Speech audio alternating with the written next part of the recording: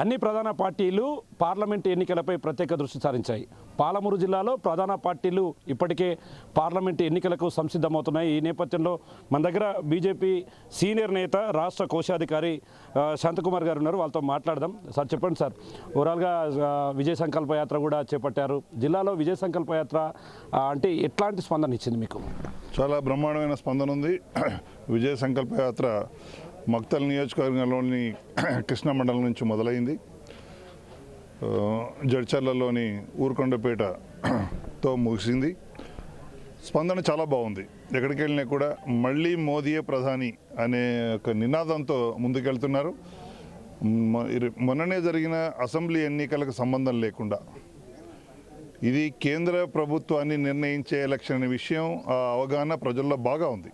అందుకే వాళ్ళందరూ కూడా ఈసారి మళ్ళీ మోదీ ప్రధానే కాబట్టి మేము బీజేపీకి ఓటేస్తాం, మీకు ఏం అసలు చెప్పే అవసరం లేదు, మోదీ గారు ఎందుకు కావాలంటే కూడా వాళ్ళ రీజన్స్ అన్ని చెప్తున్నారు. ఎందుకంటే ఇప్పటి వరకు చేసిన మంచి పనులు, అది ఆర్టికల్ 370 కావచ్చు, లేకపోతే ట్రిపుల్ తలాకే కావచ్చు, లేకపోతే జిఎస్టీ కావచ్చు, లేకపోతే రామాలయ నిర్మాణమే కావచ్చు, మన దేశం అత్యున్నత స్థానాన్ని చేరడానికి ఏమేం చేయాలో మోదీ గారు చాలా అతివేగంతో అభివృద్ధి జరిపిస్తున్నారు. కాబట్టి తప్పకుండా ఈసారి మళ్ళీ మోదీ కావాలి. ఎందుకంటే మోదీ గారు కూడా అంత్యోదయ అనే సంకల్పాన్ని అభివృద్ధి ద్వారానే సాధించాలనే దృక్పథంతో వారు సమయం ఎక్కువ లేదు, ఇదే సమయం సరైన సమయం అన్నట్టుగా ప్రతి ఒక్క కార్యక్రమాన్ని ఒక్కొక్క రోజు దాదాపు 10-15 ప్రాజెక్టులు, కొన్ని గంటల్లో కొన్ని కిలోమీటర్లు రోడ్లు వేయటం, కొన్ని సెకండ్లలో దారిద్ర్య రేఖ నుంచి బీదవాళ్లను పైకి తీసుకురావడం, మిడిల్ క్లాస్ చేయడం, ఇలాంటి ఎన్నో కార్యక్రమాలు అతి వేగంగా చేస్తున్నారు. ఎందుకంటే ఎక్కువ సమయం లేదనే ఉద్దేశం సారథి. ఎందుకంటే రాబోయే 25 సంవత్సరాల్లో అత్యున్నత స్థాయిలో భారతదేశం నిలవాలంటే ఈ స్పీడ్తోనే చేయాలనే ఉద్దేశంతో వారు అలా ముందుకెళ్తున్నారు. దానికి తగ్గట్టుగా ప్రజల్లో కూడా మంచి స్పందన ఉంది. ఉత్తర భారతదేశంలో ఇప్పటికే మోదీ గారిని జైజలు పలికారు, 2 సార్లు ప్రధాని చేశారు. ఇప్పుడు అది దక్షిణ భారతదేశంలో కూడా పాకిందని మాకు అనిపిస్తుంది. సార్, ఇప్పుడు పార్లమెంట్ ఎన్నికలు సమీపిస్తున్నాయి. ఒకవైపు బీజేపీలో పూర్తి స్థాయిలో టికెట్ ఒకవైపు శాంతకుమార్ ఆశిస్తున్నారు, డీకే అరుణ, జితేందర్ రెడ్డి, ముగ్గురు మధ్య కూడా దీని మీద ఫోకస్ ఉందంటూ కూడా పూర్తి స్థాయిలో టాక్ నడుస్తుంది. అంటే ఓవరాల్గా దీన్ని ఎట్లా చూడాలి సార్? అంటే 3 ముక్కలాటగా ఉంది పరిస్థితి బీజేపీలో, దీన్ని ఎట్లా చూస్తారు? చూడండి, పోటీ ఎక్కువ ఉందని అర్థం ఏమిటి అంటే తప్పకుండా ఈ పార్లమెంటు మేము గెలవబోతున్నామని అర్థం. అందరికీ కూడా చాలా ఉత్సాహంగా కుతూహలంగా మోదీని మళ్ళీ ప్రధాని చేయాలనే ఒక ఉత్సాహం ఉందని అర్థం. కాబట్టి ఉన్న నాయకుల్లో ఈ పార్లమెంటుకి చెందిన వాళ్ళలో మేము ముగ్గురం కాబట్టి అందరూ కూడా దాని గురించి ప్రయత్నిస్తున్నారు.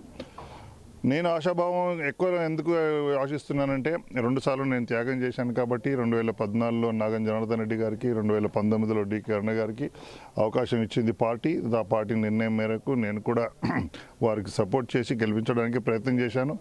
కానీ వాళ్ళు చాలా ఆలస్యంగా రావడం వల్ల గెలవలేకపోయారు. కానీ ఈసారి తప్పకుండా 3వసారి నేను మళ్ళీ అడుగుతున్నందుకు పార్టీ అధిష్టానం నాకే తప్పకుండా టికెట్ వస్తుందనే విశ్వాసంతో ముందుకెళ్తున్నాను.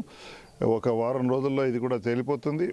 తప్పకుండా బీసీలందరికీ కూడా నరేంద్ర మోదీ గారు బీజేపీ గెలిస్తే బీసీనే ముఖ్యమంత్రి చేస్తామన్న నేపథ్యంలో బీసీలందరికీ కూడా చాలా చైతన్యం పెరిగింది.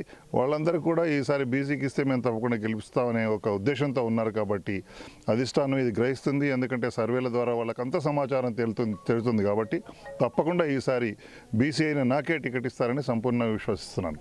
అంటే ఒకవేళ బీసీగా మీకు టికెట్ ఇస్తే పాలమూరు జిల్లాలో బీసీ వాదం, ఈ నినాదం అనేది కూడా వర్కౌట్ అవుతుందని చెప్పి మీరు భావిస్తారా? తప్పకుండా. ఉత్తర తెలంగాణలో ఆల్రెడీ బీసీలు బ్రహ్మాండంగా ఎంపీలు అయిపోయారు. మళ్ళీ కూడా టికెట్ వాళ్ళకి వస్తుంది. ఈవెన్ ఈటల గారు కూడా ప్రయత్నం చేస్తున్నారు. సో అది దక్షిణ తెలంగాణలో ఇంకా లేదు. ఎందుకంటే మన బ్రిటిష్ వాళ్ళ చేత పరిపాలించబడ్డాం, మొఘళ్ళ చేత పరిపాలించబడ్డాం, ఇంకా ఆ చైతన్యం రాలేదు. కానీ నరేంద్ర మోదీ గారి ఒకసారి డిక్లేర్ చేసిన తర్వాత ఆ చైతన్యం వచ్చింది. కాబట్టి తప్పకుండా దక్షిణ తెలంగాణలో కూడా ఈసారి బీసీ ప్రాముఖ్యత తెలిసిన భారతీయ జనతా పార్టీ బీసీ క్యాండిడేట్కే ఇస్తుందని విశ్వసిస్తున్నాను. అంటే అసెంబ్లీ ఎన్నికల్లో పాలమూరు జిల్లాలో 12 సీట్లు గెలిచి ధీమాతో ఉన్నటువంటి కాంగ్రెస్ ఒకవైపు పార్లమెంట్లో విజయం సాధిస్తుందని చెప్పి కూడా వాళ్ళు పూర్తిస్థాయిలో ధీమాలు ఉన్నారు. ఇట్లాంటి టైంలో బీజేపీ పూర్తిగా ఈ పార్లమెంట్ ఎన్నికల్లో కాంగ్రెస్ను ఎదుర్కోబోతుందంటారా? దీనికి ఉదాహరణ కూడా ఉంది. ఎందుకంటే గత ఎన్నికల్లో కూడా అలాగే జరిగింది.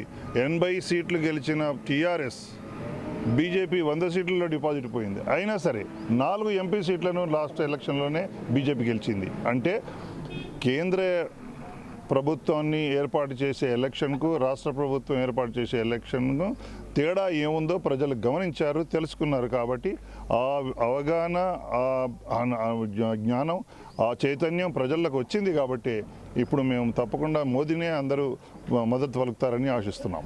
సార్, అంటే ఇప్పటికే మీరు పార్లమెంటు నియోజకవర్గానికి సంబంధించి 7 సెగ్మెంట్లో కూడా ఓవరాల్గా కలయి తిరుగుతున్నారు, క్షేత్రస్థాయిలో సమావేశాలు నిర్వహిస్తున్నారు. ఈ క్రమంలో బీజేపీకి సంబంధించి పార్లమెంటు ఎన్నికలకు సంబంధించి ఎట్లాంటి ఫలితాలు వస్తాయని చెప్పి స్థానికంగా ఉన్నటువంటి బీజేపీ కార్యకర్తలు ప్రజలు చెప్తున్నారు. ముఖ్యంగా మహబూబ్నగర్ పార్లమెంట్ తప్పకుండా బీజేపీ గెలుస్తుంది. దాంతోపాటు నగర్ కర్నూలు కూడా గెలిచే అవకాశం ఉంది. తెలంగాణలో ఓవరాల్గా చూసుకుంటే మేము దాదాపు 12 సీట్లు గెలుచుకునే అవకాశాలు ఉన్నాయి. అయితే మేము ఆల్రెడీ 4 సిట్టింగ్ సీట్లు ఉన్నాయి. కాబట్టి ఇంకా 8 గెలడమే మాకు కావాలి. అది గత ఎన్నికలకి ఈ ఎన్నికలకి వచ్చిన మార్పు ఏమిటంటే, కేంద్ర ప్రభుత్వంలో నిర్ణయించే ఎలక్షన్ వేరు, అంటే సార్వత్రిక ఎన్నికలు, ఎంపీ ఎలక్షన్ ఇదని తెలిసింది. కాబట్టి తప్పకుండా ఈసారి ప్రజలు బీజేపీకి మద్దతు పలుకుతారు. మరొకసారి మోదీని చేయాలి, మోదీని చేస్తేనే అభివృద్ధి ఆగదు, మోదీని చేస్తేనే అభివృద్ధి జరుగుతుంది అనే ఒక విశ్వాసంతో ఉన్నారు. కాబట్టి తప్పకుండా ఈసారి బీజేపీకి దాదాపు 12 సీట్లు ఇస్తారని మేము ఆశిస్తున్నాం. ఒకవేళ బీజేపీ ఖచ్చితంగా మీరు భావించినట్టుగా బీసీకి టికెట్ ఇచ్చి మీకు ఒకవేళ టికెట్ కేటాయిస్తే పార్లమెంట్ ఎన్నికల్లో మీరు ఏం చెప్పదలుచుకున్నారు? గెలిస్తే పాలమూరుకు ఏం చేయదలుచుకున్నారు?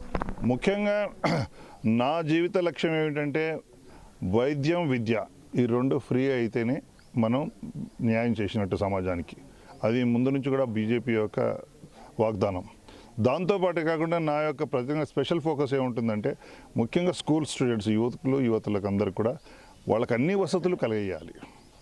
దాదాపు చాలా స్కూళ్ళల్లో టాయిలెట్సే లేవు. దాంతోపాటు వాళ్ళందరూ క్రీడాకారులుగా తయారు చేయాలి.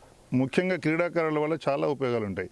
వైద్యం ఖర్చు తగ్గుతుంది, ఆరోగ్యంగా ఉంటారు, ఆలోచనలు ఆరోగ్యంగా ఉంటాయి, ఒక శక్తివంతమైన పౌరులుగా మన దేశం తయారవుతుంది. అప్పుడే ప్రపంచంలో నెంబర్ 1 స్థానంలో చేయగలిగిన పునాది వేసినట్టుగా అవుతుంది. కాబట్టి తప్పకుండా నేను ఒకవేళ పార్లమెంట్కి వెళితే ఈ 3 మీదనే నేను నా దృష్టి కేంద్రీకరించి మహబూబ్నగర్ను చైతన్యవంతం చేస్తానని విశ్వాసం ఉంది నాకు. చివరిగా ఒక ప్రశ్న సార్, అంటే బీసీ వాదం తెర మీదకి వస్తుంది, చాలా రోజులు కష్టపడ్డ మీరు ఇప్పుడు ప్రజెంట్ రేస్లో ఉన్నారు. ఇదంతా ఒక పక్కన పెడితే పూర్తిగా లాస్ట్ స్టేజ్కి వచ్చే వరకు టికెట్ల కేటాయింపు విషయంలో అగ్రకులాలకే అవకాశం దక్కుతుంది, బీసీలు అక్కడే ఉండిపోతారన్న ఒక సంకేతాలు కూడా గతంలో మనం పాలమూరులో చూసాం. దీన్ని ఎట్లా చూస్తారు?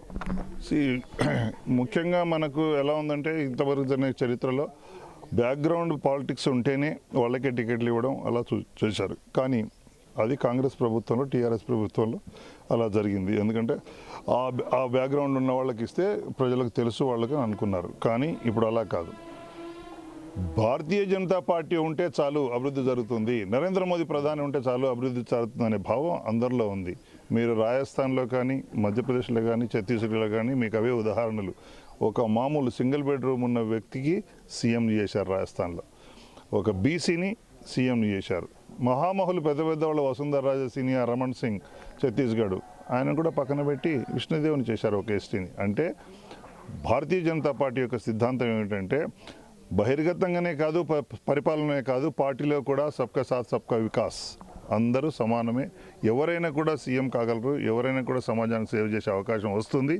భారతీయ జనతా పార్టీలో ప్రజాస్వామ్యం 100కి 100 ఉంటుంది అని రుజువు చేయడానికే ఈ ప్రక్రియ. తప్పకుండా భారతీయ జనతా పార్టీ ఈ సంకల్పంతోనే ముందుకెళ్తుంది. కాబట్టి తప్పకుండా న్యాయం జరుగుతుంది. చూస్తున్నాం, ఓవరాల్గా పార్లమెంట్ ఎన్నికలు సమీపిస్తున్న నేపథ్యంలో ఖచ్చితంగా ఈసారి బీజేపీ పార్టీ, బీజేపీ అధిష్టానం బీసీల వైపు చూస్తుందని, రాబోయే పార్లమెంట్ ఎన్నికల్లో తనకి టికెట్ కేటాయిస్తారని చెప్పి ఆశాభావం వ్యక్తం చేస్తున్నాడు. అదేవిధంగా తనకు టికెట్ కేటాయిస్తే వచ్చే ఎన్నికల్లో గెలిస్తే ఖచ్చితంగా విద్యా, వైద్యంపై స్పెషల్గా పాలమూరులో ఫోకస్ చేస్తానని చెప్పి కూడా బీజేపీ సీనియర్ నేత, రాష్ట్ర కోశాధికారి శాంతకుమార్ చెప్తున్నటువంటి పరిస్థితి కనిపిస్తుంది. ఇది ఇక్కడ latest update. Camera person Nageswara Shankar Goud, Big TV, Kanduru నుండి.